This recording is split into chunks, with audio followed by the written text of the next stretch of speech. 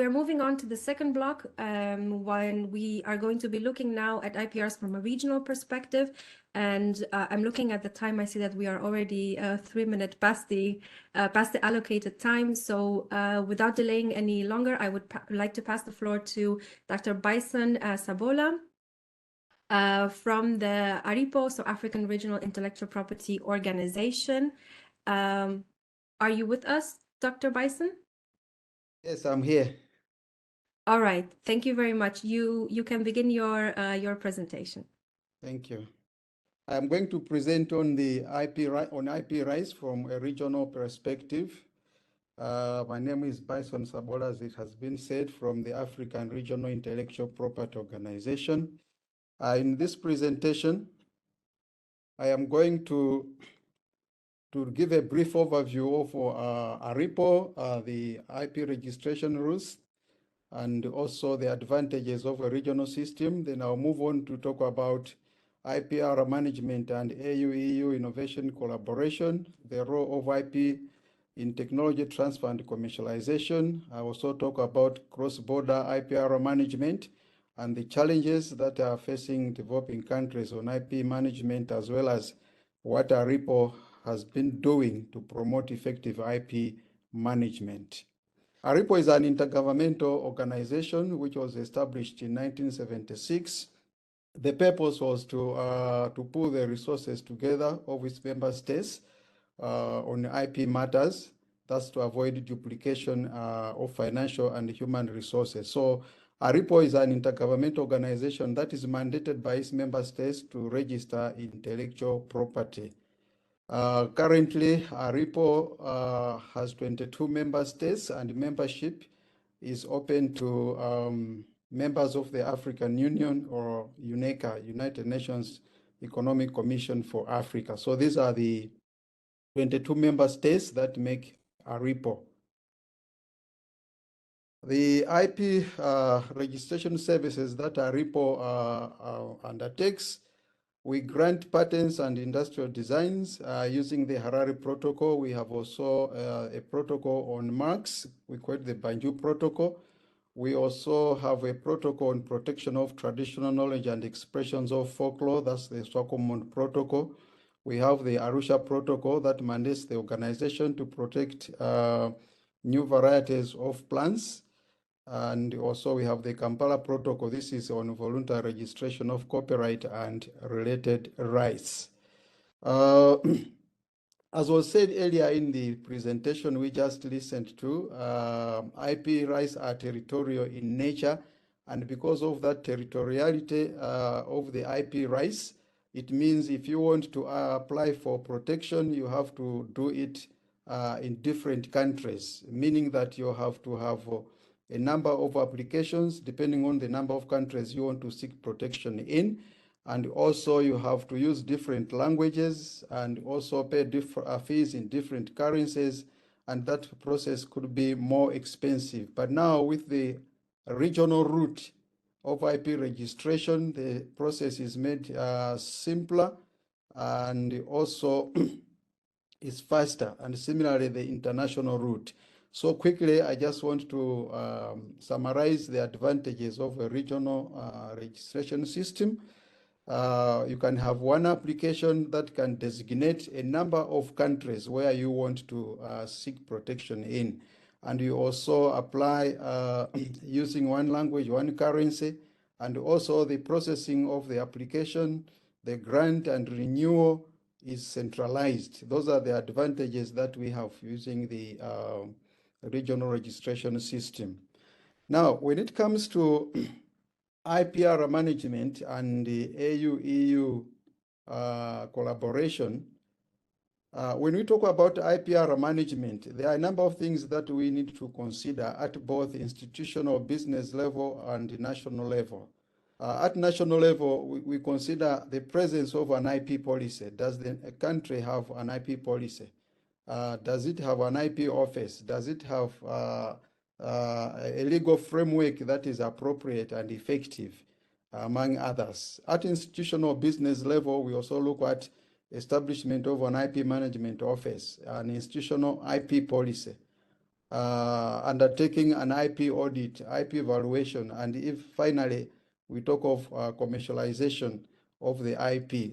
So we look at the AU-EU innovation collaboration as to consider providing support to countries in the development of national IP policies and strategies. That will be very helpful. And also helping institutions like universities and R&D institutions to develop their institutional IP policies and establish IP management offices. That could help a lot. And now let me move on quickly to the role of IP rights in technology transfer and commercialization. When you have created the technology or the IP, before even thinking of commercialization and technology transfer, the first point thing to consider is the protection of those technologies, protection of the intellectual property that is generated. So acquisition of IP rights is very, very important because it protects the investment that has been made, and it ensures that whatever outcome or intellectual property is created has the opportunity to reach the stream of commerce. So protected IP is very necessary and is a precondition for successful IP technology transfer and commercialization. It is only after we have acquired IP rights that we can comfortably venture into technology transfer and commercialization. Furthermore, in summary, the role of IP rights in technology transfer and commercialization are as follows. As IP rights holders, you also have the benefit of preventing inventions that require high development costs from being copied by competitors at no cost. So when you acquire IP rights, you get those exclusive rights whereby you are the only one who can exercise those rights, and the others can only exercise at your with your permission or with your consent. So IP rights are very critical in that area. IP rights owners can also exercise their rights by granting permission or to others, maybe through a license, for example, to use their technologies on mutually agreed terms. Whether they give royalties in return or not, it depends on what terms you agree upon. So that's another role of IP rights in technology transfer and commercialization. Actually, commercialization is also one form or an example of technology transfer. IP rights are also important in technology transfer and commercialization because the IP rights holders can sell their IP rights, and whoever buys becomes the new owner of the IP rights. And in case of infringement of IP rights, when you have protected your intellectual property, protection provides you, the rights holder, with the means to defend your rights even in a court of law. When it comes to cross-border IPR management, licensing, and technology transfer, we know in today's global economy, a lot of businesses enter into agreements with other entities in different countries. And such agreements may require licenses or IP agreements. And because IP rights are territorial, acquisition IP rights is very key for effective cross-border management of intellectual property. So there's need to understand which IP rights are protectable and enforceable within each applicable jurisdiction in which one wants to do business with their intellectual property. Similarly, importers, even exporters and others may need to respect the rights of IP rights of others for successful and profitable business. What challenges do developing countries face in IP management? There are many countries lack national IP policies. Where they exist, they are not being implemented. Inadequate laws and regulations for proper management of IP rights. There's lack of awareness on the importance of IP for development. There's also lack of capacity and skills for management of the IP system, inadequate infrastructure for operations of the IP offices. In many cases or countries, there is lack of examiners who can perform substantive examination. And also in many countries, there are non-automated systems for their operations. And finally, let me conclude by highlighting what ARIPO as an organization has been doing to promote effective IP management. We have been undertaking capacity building activities. Among them, we have the master's degree in intellectual property, which we offer in partnership with 3 universities in Africa. We have Africa University in Zimbabwe, Kwame Nkrumah University of Science and Technology in Ghana, which started in 2018. In Africa University Zimbabwe, it started in 2008. And we also have a partnership with University of Dar es Salaam. The program started in 2019. The aim of the master's program is to create IP expertise for Africa and also to support IP teaching in our institutions of higher learning, as well as to promote the IP systems in Africa. And also on capacity building, we undertake training of examiners through our ARIPO regional patent examination training in collaboration with EPO. We also offer training to researchers from universities and research institutions on patent drafting in collaboration with WIPO and Japan Patent Office.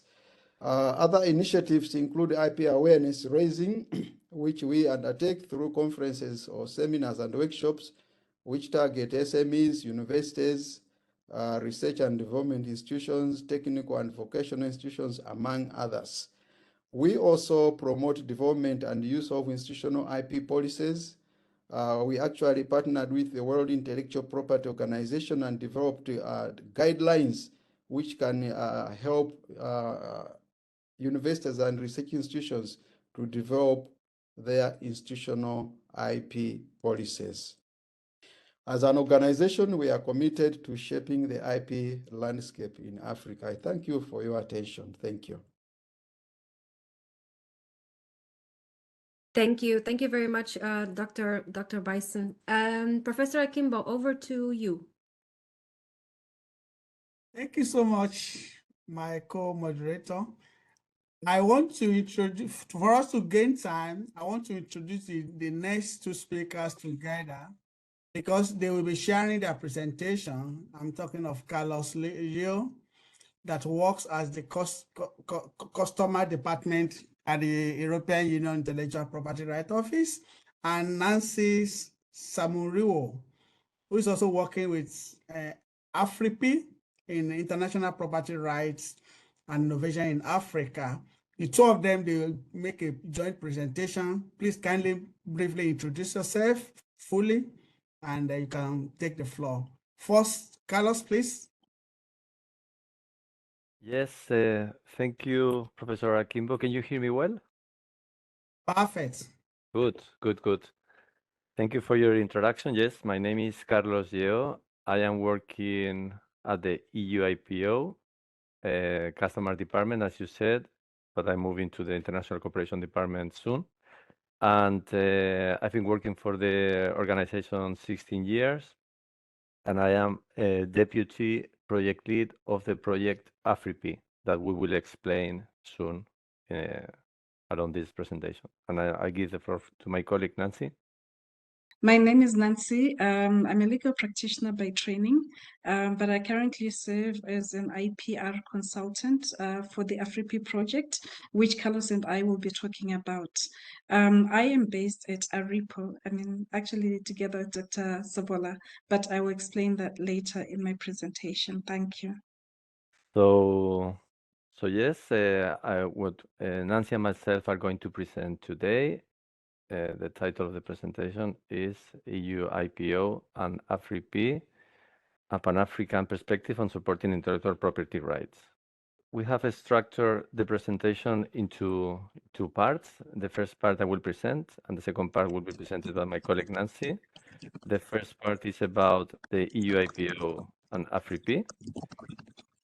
And the second part, we will go more into the details of the EU collaboration, as you can see, the different topics that we will be presenting. Now, part 1 about the EU IPO and AFRIP. The the EU IPO stands for European Union Intellectual Property Office. Similar to ARIPO as regional IP office, the EU IPO is the regional office of the European Union for registering trademarks and designs, among other activities. So we have more than 2 million trademarks registered and almost 2 million designs registered so far. The activities started back in 1993. The EU IPO is a European Union agency, and it advocates for international and EU cooperation in the field of IP. It is also the host of the European Observatory on Infringement of Intellectual Property Rights. That is basically a network of experts and specialist stakeholders with the aim to protect and promote IP rights and support their enforcement. And finally, among other capacities, the EU IPO implements EU-funded projects which are co-financed between the European Union and the EU IPO, are directed under the supervision of the European Union and implemented by the EU IPO. Now, talking about AFRIP. AFRIP is an EU-funded project, as I just mentioned, co-funded by the European Union and the EU IPO, under the direction of the European Union and the implementation of the EU IPO. AFRIP is the acronym of Intellectual Property Rights and Innovation in Africa, and its main objective is to facilitate intra-African trade and investment, first in Africa and also between Africa and the European Union. The AFRIP project focuses on the creation and protection of IP rights because IP is a significant driver of trade and investment. Now a bit of data. AFRIP is a Pan-African project, so it covers 54 African Union states, and it runs activities at different levels, at national level, on countries directly, also at regional level. We are working with ARIPO and with OAPI, and my colleague Nancy will explain more in detail later. And also we do have some activities that run at continental level, so in all countries. The project team has around 20 people working on it, and we have 4 locations. We have the headquarters in Alicante, where I'm based now, and in Spain, Alicante, Spain, and where the EU IPO headquarters are based. And we have also, in Alicante, we have the team mainly supporting the whole project from the administrative, financial, and management point of view. And then we have in Accra an expert that is currently seconded to the African Union Secretariat to assist with the drafting of the AFTA IP protocol and annexes. And we also have in Harare, as well as in Yaoundé, experts, IPR experts working with us. The duration of the project started in February 2020, and it will run until the end of January 2025, this first project. And then the activities that we run, we have a global description of the project, which is in the description of the action. And then we run these actions in an annual format, following annual work plans. And at this stage, in 2023, we are closing annual work plan number 3, and we are already working on the work plan for next year. AFRIP's activities are linked to the items listed here below.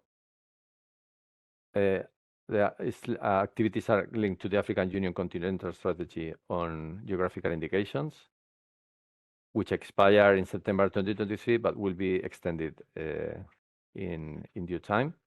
Then AFRIP's activities are also related to the African Union's Agenda 2063, also called the Africa We Want, that promotes science, technology, innovation which are considered essential elements for Africa to achieve sustainable development by 2063. As I mentioned before, we are also working with the AFTA on the IPR protocol, and the AFTA aims to break down trade barriers caused by country borders in Africa with the aim of improving Africa's competitiveness in global value chains. We also promote in the activities international EU policies promoting trade and innovation in Africa, as well as international and EU best practices. And finally, AfriPeace activities also aim to advance the United Nations Sustainable Development Goals. AfriPeace activities are composed or has 4 components of cross-IP activities. The component number 1 is the promotion of internal agreements in the IP rights and the Africa Continental Trade Free Trade, the AFTA. Free trade area, the AFTA.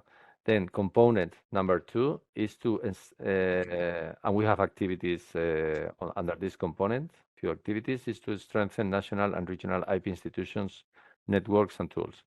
AfriPeace objective under this component is to assist IP institutions in Africa to deliver effective and user-friendly IP protection and enforcement systems.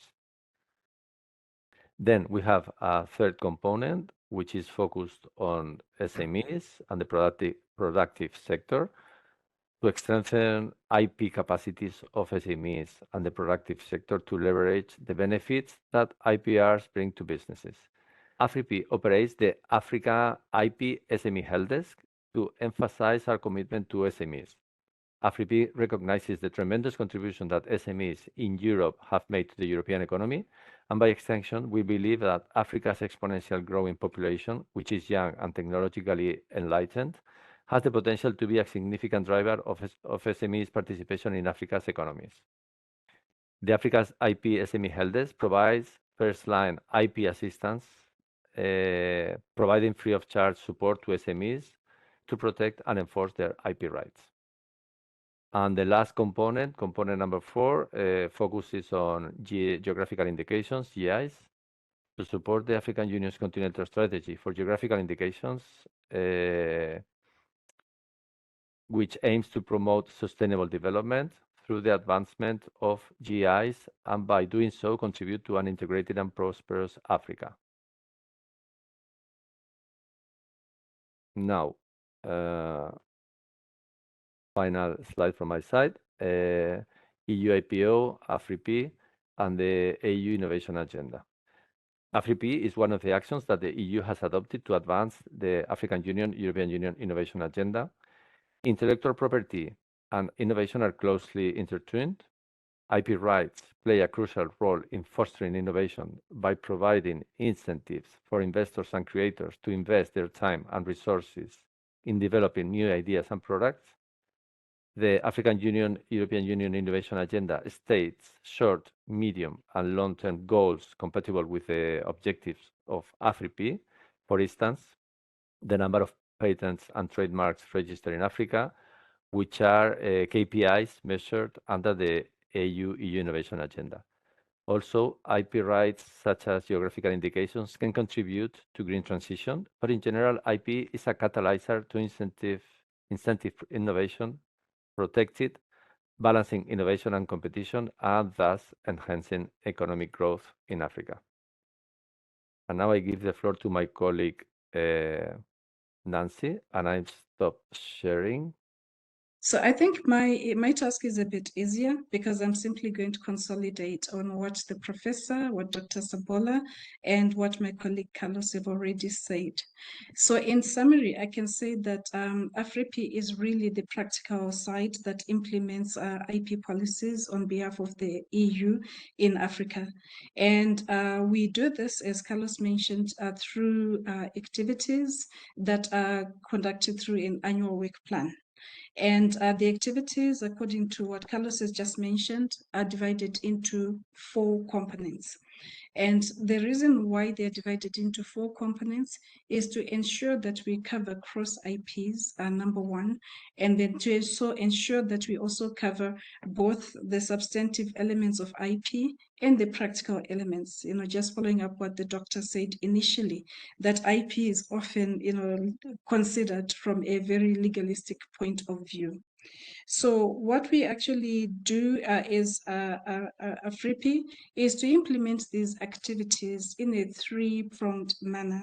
Firstly, we have an ARIPO-specific approach, and ARIPO is the African Regional Intellectual Property Organization, which basically is based in Harare and caters mainly for English-speaking African countries. Although this language barrier is now, constantly being eroded with the inclusion of more and more Portuguese-speaking countries, for example, Sao Tome and Principe, Cape Verde, and Mozambique. We also have an OAPI-specific approach, and OAPI, as some of us do know, is a unitary regional organization that uses only one legal instrument, the Bangui Agreement, and has got 17 African countries. So we then also have the OAP-specific activities, and then also the Pan-African activities. So starting from our activities, I'll do the highlights firstly. Activities supporting innovation in ARIPO and OAP. Innovation is at the heart of Afripi and at the heart of the implementation of the EU's policy on intellectual property, trade and investment for Africa. So in ARIPO, the first thing that we look at innovation is from the ecosystem of itself, starting with universities, innovation hubs, and also any other institutions that have anything to do with innovation. So in ARIPO, in February 2022, we started planning an activity which was then implemented in June. And this one was a workshop to promote innovation for ARIPO member states as well as observer states. And in this activity, we focused on capacitating universities so that they're able to catalyze their research outputs into tangible innovation products. And we were focusing on the principles of innovation, namely patents, utility models, and industrial designs. I must mention that in the ARIPO system, for example, the majority of patents are the form of intellectual property rights that is registered under the Harare Protocol. And although there is considerable capacity and potential for the registration of utility models and designs, these have not been very much utilized. So we focused on that. Then also speaking on the innovation activity, we escalated it in 2023 from 3 to 5 May. We conducted an innovation and intellectual property promotion activity in Accra, Ghana. This was attended by 17 of the 22 ARIPO member states. And we brought, I think for the first time, actual African well-known inventors so that they could actually serve as an inspiration and experience sharing and a demonstration of how innovation works. And for us, what was also important was to also look at the symptoms that actually plague the innovation cycle. So for example, one of the things that we picked up is that the cost of innovation is quite expensive in Africa. And this is an area that Afripi is working towards and other organizations will join. We also found out that the cost of maintaining innovations, particularly annual patent maintenance fees, are very high, with one inventor actually saying that it takes his whole annual salary for him to be able to pay annual maintenance fees for his patent. We also found out that commercialization is an issue. When these people register their patents, they're actually not making much money to even recoup the investments that they have actually invested into making the patent a reality. We also found that lack of awareness was an issue. And a typical example that was raised was the Madame Veronica bucket, which was an innovative introduction during the COVID era, in terms of which, the bucket could be opened without actually using hands to minimize infection. But this lady, although she made such an important innovation, she didn't protect it. And then it was actually found all over and replicated in many African countries. So in OAPI, we have also carried out innovation activities, and the most important of them all is the innovation platform, in terms of which we work with universities, research institutions, and innovation hubs, to, one, raise awareness in terms of innovation, and two, to raise awareness in terms of intellectual property specific subjects such as patents, designs, and utility models. Another activity that we carried out in conjunction with our partners, ARIPO and the European Patent Office, was the Patent Libraries activity that we conducted in Harare in December 2022. This focused on universities, and the main target of this activity was to optimize the use of publicly available information by researchers and universities, so that they don't have to start innovation from afresh. They can actually scale up and build on publicly available innovations, and then create novelty based on that one. Other highlights of our activities are geographical indications, and these are cross-cutting together with plant variety protection activities. We believe in AFRIPI that geographical indications are the low-hanging fruit for Africa, because of Africa's rich diversity in terms of its arts and crafts, and also its geographical endowments. And we're quite happy in this regard that, with effect from the 26th of September 2023, the EU Parliament also extended geographical protection at EU level for GIs to non-agricultural products. So in this instance, we're already working with some African countries, for example, Ghana, which is quite excited about its Kente fabric, its sugarloaf pineapple, and we've got pilot GIs across all the world, which are not necessarily just geographical. So, for example, in Ghana, we also have the Bologna baskets, and we work with those ones. So other activities that I can just highlight, and I hope I'm not taking too much time, under component 1, we support legal frameworks and accession to intellectual property agreements, such as, for example, accession to the Patent Cooperation Treaty, accession to the Madrid Protocol.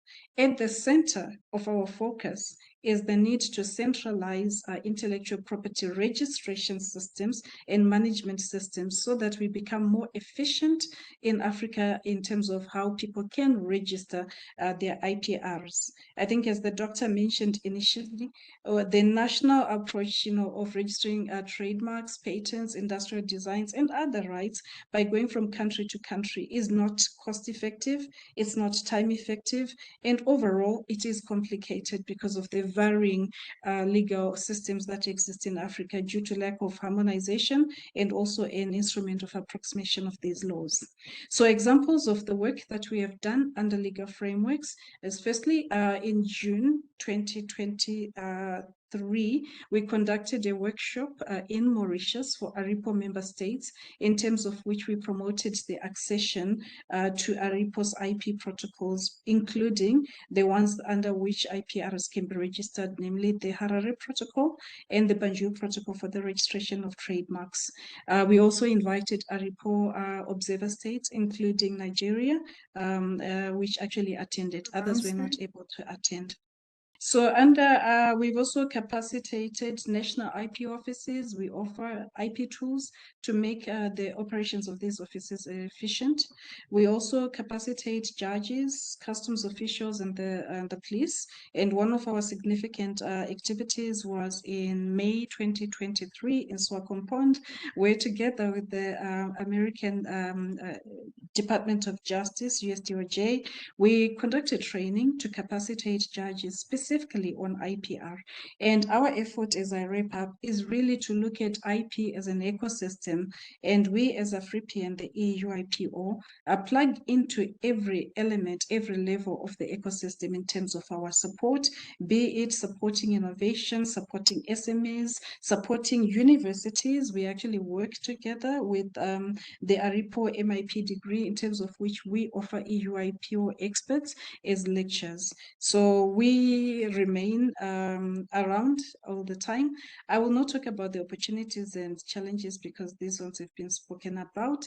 But to conclude, if I could summarize our approach, AFRIPI and the EU IPO, we do believe that past, present, and the future, intellectual property remains a significant concern, and we will continue to support it. Thank you. Thank you so much. Sorry for rushing you the last minute. Let me turn it over the Q&A to my colleague, my co-moderator, Georgiana, for this quick one so that we can move to the next one. Georgiana, please. All right, thank you very much, Professor Akimbo, and also thank you very much to our speakers for the very rich presentations. We are running a bit over time, but it would be a pity not to allow the questions in the chat. So without further ado, we have a question to Dr. Bison Sabola. I will just read the question that was written in the chat. Given that AU established a Pan-African IP office, what is the role of ARIPO in its implementation? And also, what are the key lessons learned from ARIPO history to leverage a continental approach on IP? If we could ask Dr. Bison Sabola to answer and to keep the answer short in view of time. Thank you. Yes, ARIPO and the African Union, as I said, ARIPO has 22 member states, and the 22 member states are also members of the African Union. So you'll see that we are serving the same audience. However, at the moment, as the continent is establishing a Pan-African IP office, ARIPO is already a well-established office. We have, I think, what it takes to manage IP in our member states.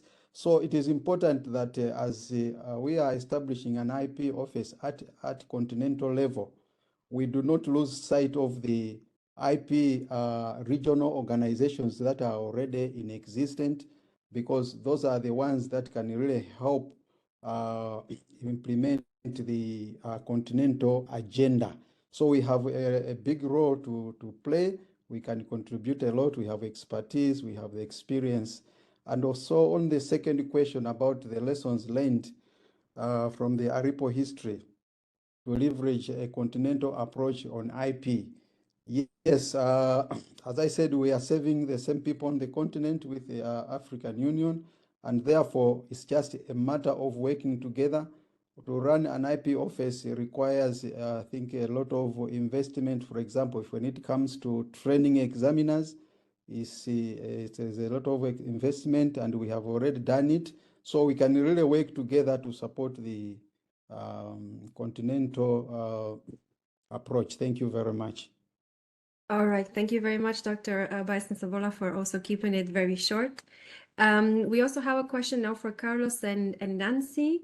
In fact, we have actually two questions related to AFRIPI support to the AFCFTA and drafting the annex on IP.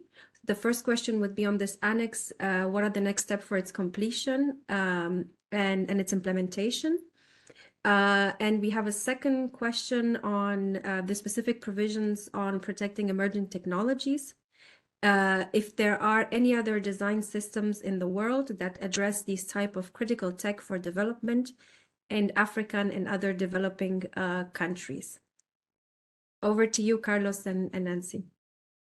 Yes, I can reply to the first one, because actually was already replied in the chat, and I fully confirm the response is that the IP protocol has been adopted in February, and now the work progresses on in the annexes. So this is, I would say, is the answer for the first question. And the second question, let me see again, is the last one, right? I don't know if Nancy wants to take over, but I can say that in the context of the annual work plan that we are preparing for next year, we have indeed activities foreseen regarding this gender equity, let's say. I don't know if Nancy wants to say something else. Thank you. I think on the AFCT, I just mentioned that we actually have an expert who's been actively involved in the creation of the IP protocol, and is also working on the annexes under the guidance of the AU Secretariat. So that is our contribution as a FRIPI. And then in terms of other African frameworks, we do have some under the regional economic communities, the RECs. Some of them do have IP-related structures that do promote innovation. For example, the SADC IP protocol, it also actually supports that. So the RECs would be, I think, my addition there. Thank you. We have another question that has been actually posted twice in the chat, so I think it really deserves our attention. And it relates to whether at AfriP you have actions that are targeting gender and also reaching more women. And if you have any actions targeting the specific area of outcomes aligned with gender innovation launched by Stanford and EU. So a very specific question. Yes, in Annual Work Plan 2024, we've got an activity which is called Women in IP Conference, and this will bring together women involved in innovation and also involved in the administration of intellectual property in the form of heads of IP offices or anyone who's actually an IP agents. So this is going to be conducted in a country to be decided by a RIPO, and the focus would be to really focus on innovation from a gender perspective. We do take this as one of our deliverables. So even as we do our satisfaction survey, one of the KIPs that we capture is the number of women that are actually involved and participate actively in our activities. Equally, we also have a very strong gender bias. As we select speakers for our activities, we ensure that there is a quota that is reserved for women. Thank you. You mentioned a bit about the outcomes, but I think it was very, very brief in the interest of time. And there is a last question in the chat: if you can already see the impact of your interventions through AfriP. I know we don't have a lot of time right now, but perhaps you would like to highlight a couple of those. Yes, I would say number one, the digitization of the Nigerian IP office when they joined our IP tools, the change in terms of the efficiencies that have been introduced to that office are incredible. And they actually make it easier to register IPs, to access them, and the results have been, very forthcoming, and it's quite impactful. We then moved on to Zambia, where they're also implementing these tools, and we're seeing quite a significant change in how these things are done. Our involvement, I think, in the innovation, just building respect for intellectual property. We were in Nigeria last year, and we had an anti-counterfeiting conference which focused on the negative impacts of medicines. And the impact that we got from that was also quite significant. We had more and more international companies coming together, wanting to partner with us to see how best this can be done. And then finally, under our help desk, our SME desk, we have had two successful, impactful activities in Kenya, in terms of which we actually bring together EU businesses that want to do business in Africa, and we demystify Africa for them so that we are able to actually get more and more businesses on board coming into Africa, and equally to also do matchmaking so that African businesses can also leverage that matchmaking platform to be able to export their businesses into the EU. Kenya has been a particularly successful and impactful example of this initiative on our behalf.